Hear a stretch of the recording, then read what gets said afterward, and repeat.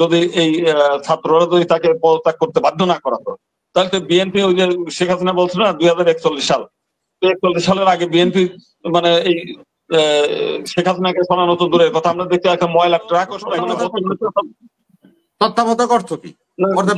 Interim গভর্নমেন্টের তত্ত্বাবধায়কের মধ্যে পার্থক্য আছে। সরকার না থাকলে সরকারের কাজ করবে তাদেরকে তত্ত্বাবধায়ক সরকার বলে। তত্ত্বাবধায়ক সেই 5 তারিখের পরের থেকেই বাংলাদেশকে অস্থির তৈরি করার জন্য যা যা করার দরকার সবই করছে। আর পার্শ্ববর্তী দেশ থেকে উস্কানি আছে, এটা তো আর গোপন কিছু না, তারা তো প্রকাশ্যে এই কাজগুলো বলেছে।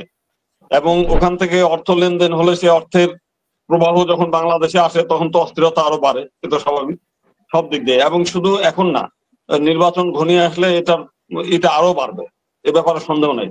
আর সবচাইতে বড় ব্যাপার হচ্ছে উস্কানি যে দিচ্ছে, এবং এটা তো আরো আগে থেকেই।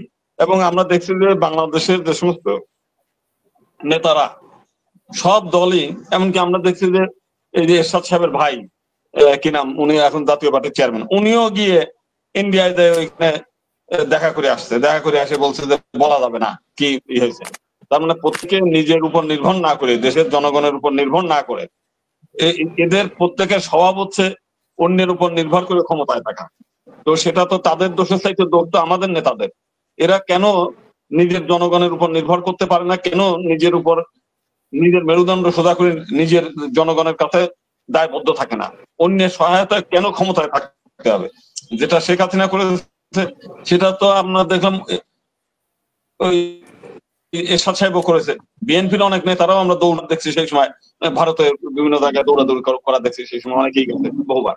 তো আমরা মনে করি যে এই দেশের নেতাদের চরিত্র যদি বদলাইতো, এই নেতারা যদি অকারণে জনসেবার কথা বলে নিজেরা ক্ষমতা করায়ত্ত করার চেষ্টা না করতো, যদি সত্যিকার অর্থে দেশ সেবার মানসিকতা, জনগণের সেবার মানসিকতা থাকতো, তাহলে কিন্তু অন্য কোনো দেশ এখানে খবরদারি করতে পারতো না।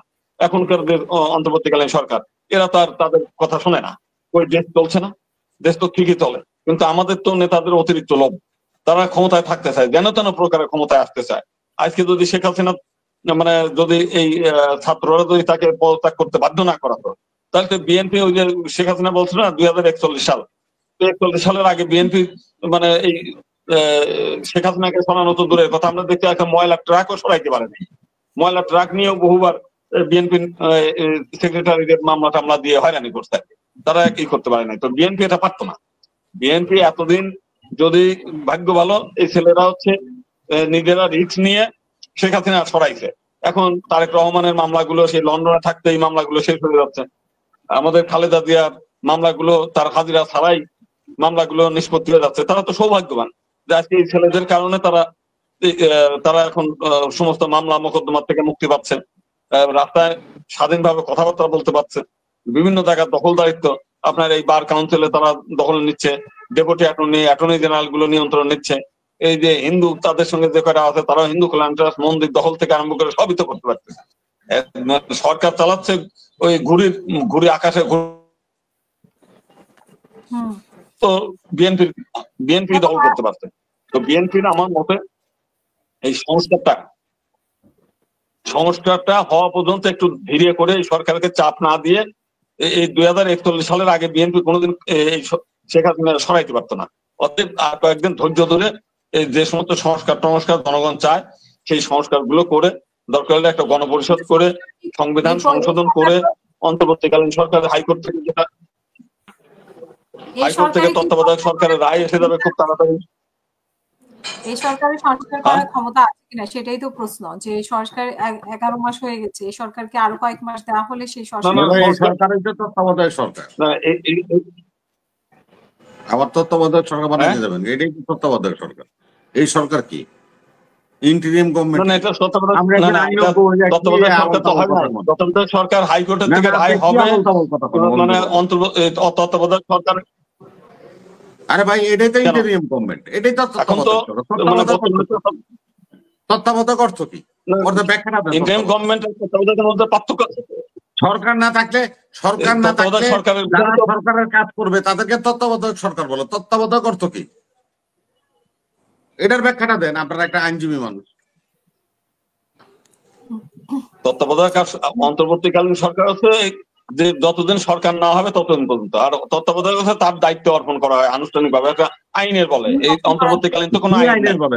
আইনের তত্ত্বাবধায়ক বলে হয় না। এরা তো তত্ত্বাবধায়ক সরকার 90 দিনের মধ্যে হাইকোর্টের কাছ নির্বাচন থেকে করে একটা চলে যাবে, এটা তো আইন। এই সরকার যেরকম চলে যাবে, কোনটা?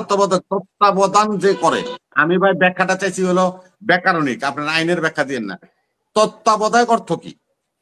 ইন্টিরিম অর্থ কি? ইন্টিরিম অন্তর্বর্তী, তত্ত্বাবধায়ক ফখরুদ্দিন সরকার দেখতে 3 মাস মতো তারা নির্বাচন করে নাই, তারা একটা ভালো কিছু করে দিয়ে গেছিল। আমরা এই 3 মাস না 3 মাস দায়িত্ব আছে, 3 মাসের জায়গায় দরকার 3 বছর থাকবে, অসুবিধা কোথায়? তবু এই সংবিধান যা আছে এগুলো সংস্কার করে তারপর নির্বাচন হবে। এত তড়িঘড়ি করে নির্বাচন সংবিধান সংস্কার করবেন? আরে সংবিধান বেচে তো আপনি ভাত খান। আরে বাবু সংবিধান বেচে, আর্টিকেল বেচে হাইকোর্ট সুপ্রিম কোর্টে ভাত খান, পরিবার চালান, আবার এই সংবিধান বাদ দেন। এই বিচারিতা